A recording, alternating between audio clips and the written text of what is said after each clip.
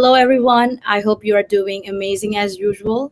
Welcome to Digital Lives by Digital Summer Clinic. I'm your host, Sadie, one of the film managers at Digital Summer Clinic, and I'm here with Bien. She's also one of the film managers at Digital Summer Clinic. So, before starting off, I'd like to remind the viewers to comment for the question and answer, which we'll be taking at the end. So, on today's episode, we have a very special guest since it's our internship form has been open, so there are a lot of responses till now. So we're just going to talk about some internship insights with someone very special. As I said, he's none other than the director of Digital Summer Clinic, Bud Gibson. So hi, Bud, how are you doing today? I'm doing great, Sadie. How are you doing? Yeah, I'm doing great as well. So, without any further delay, we can just start off with the questions. So, my first question would be could you share a bit about yourself, especially in the field of marketing? Like, how has your experience been? And to our, some viewers, if they don't know it already, how did you start Digital Summer Clinic?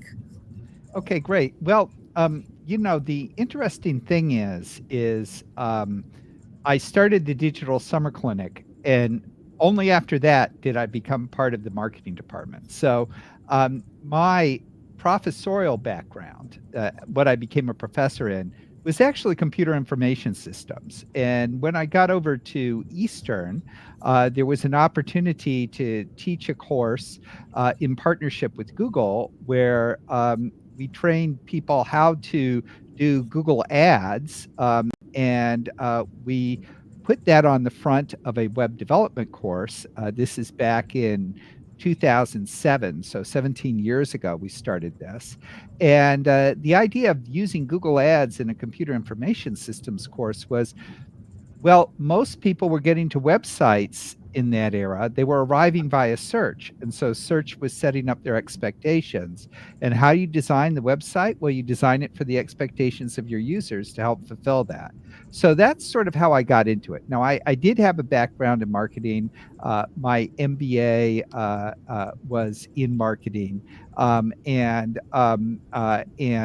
So, it just wasn't totally out of left field. Well, we started doing that course, and what happened was digital started to eat the world.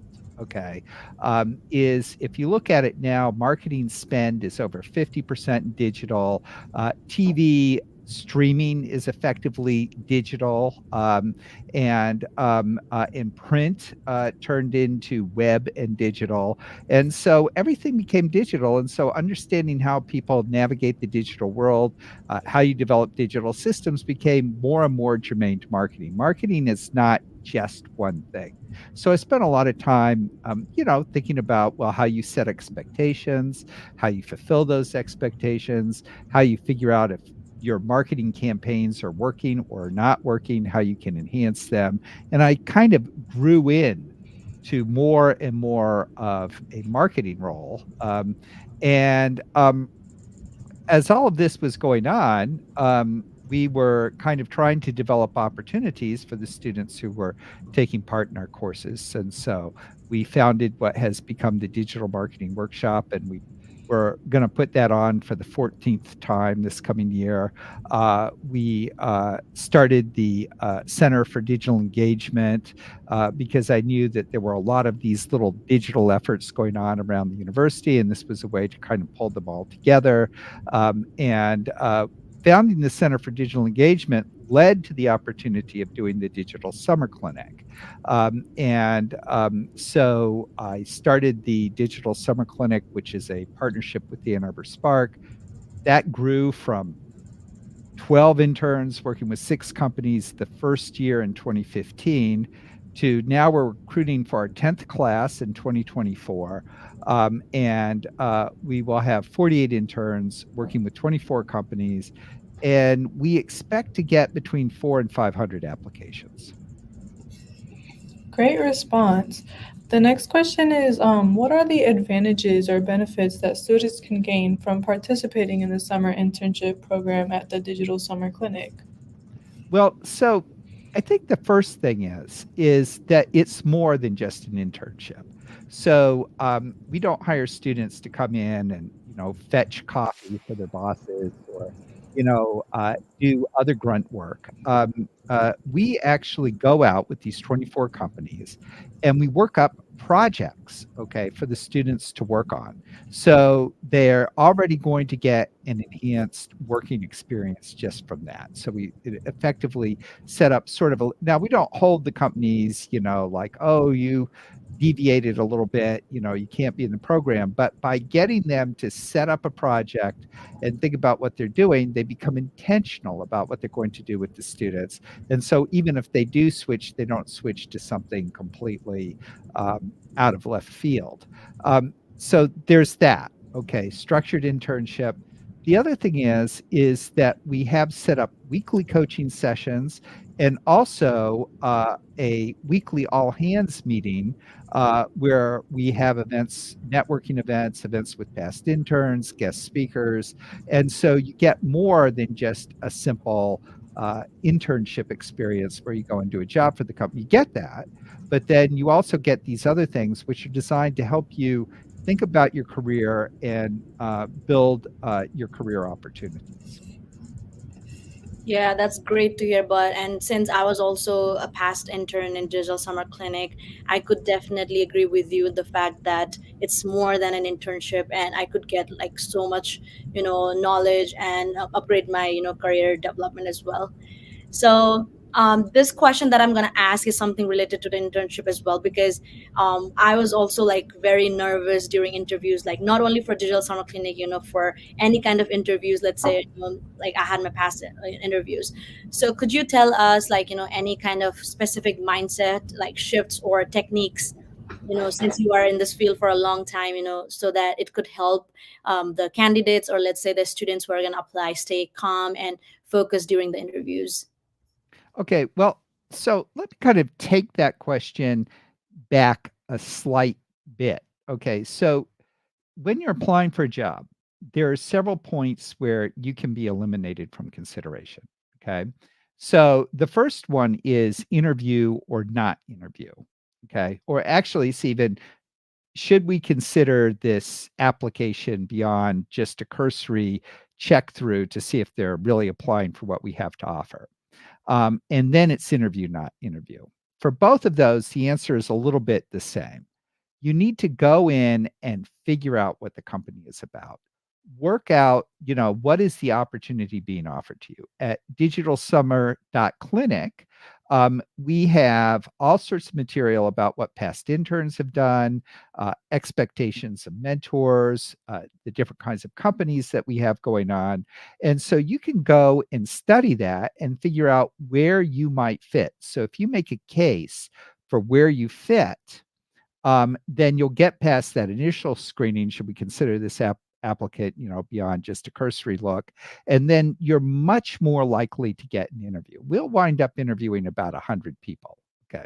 So now on to the interview phase, which everybody is nervous about. Well, I think the key thing, and really it's a sort of a form of public speaking or going out to meet strangers, effectively what it is. I think there's things that you need to do to put yourself at ease. And one of them is, come to our website, look at our videos, see who the people are, get familiarity with them. That way you'll be less nervous about talking with them. Okay. If you get an interview, it's worth investing. So go and research the people you're going to be interviewing with. We have information about all of the potential interviewers actually up on the website. They're the mentors in the clinic. So get that down. Okay. That'll get you a level of comfort. Think about your background and what you've done. Have some stories about what you've done that you think could work with it. So, a lot of people who are nervous about interviewing, how they get past it is they go through and they kind of work through some standard answers. So they're not caught flat-footed. So those are my recommendations. They're basically research, then and research some more as you get further into the process, and then construct your story to speak to the things that you've been researching about the company. Sounds great. Thank you so much for your advice. I hope our students will be, watching this video and learning few things regarding the interview process. So now we'll move on to some questions from our audience, which I think we have one from Mandira Chinjari. So she says, can you offer advice on how to maintain and nurture professional relationships over time? Okay, well, so I think a key thing there is so your professional relationships are human relationships. So stop and think about how you keep up with people you know. Okay, so this is not just, you know, pure friends, we were best friends in college, best friends in high school, but these are folks you interact with every day. How would you stay in touch with them? Okay. How would you stay in the mix? In professional relationships, I think one great tool is LinkedIn. Okay. People are very willing to connect with you on LinkedIn. And you can kind of keep track of what they're up to. They'll announce, I got a promotion or this and that. Uh, and then you can go and congratulate them on that. Every so often when you have stuff come up, I pull from people all the time. So we were just talking today about getting a speaker for one of our events at the Center for Digital Engagement.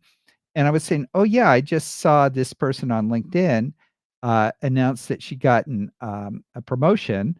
I'll reach out to her and we'll get her. So LinkedIn, staying connected like that, go to various professional networking events. So I go to there'll be that happy hour, or there'll be something else. AMA, for instance, SETI, which you're president of, they have events. So go to those events, okay, because that's an easy way to kind of encounter people in the field without having to actively set up meetings with them. So I think go to events, connect with people on LinkedIn, occasionally reach out to them as they announce new things in their lives. And then occasionally when you have stuff where you might be able to work together, reach out to them. Okay. So I think that's a good way to do it. Thank you so much, Bud. Yeah, that was a really great insight on that as well. Yeah, I personally prefer LinkedIn as well, and also like some in person like workshops and other events. So before we head out, I want to thank everyone again for joining our digital live today, and thank you so much, Bud, once again for joining our digital live. Really appreciate it. And to everyone watching, don't forget to subscribe to our YouTube channel, Digital Summer Clinic, and all our media platforms so that you won't miss anything. And also, since it's 12 February already, so our applications are already open. So don't forget to apply for our internship program. And to everyone watching, we thank you again for joining us with our special guest, Bud.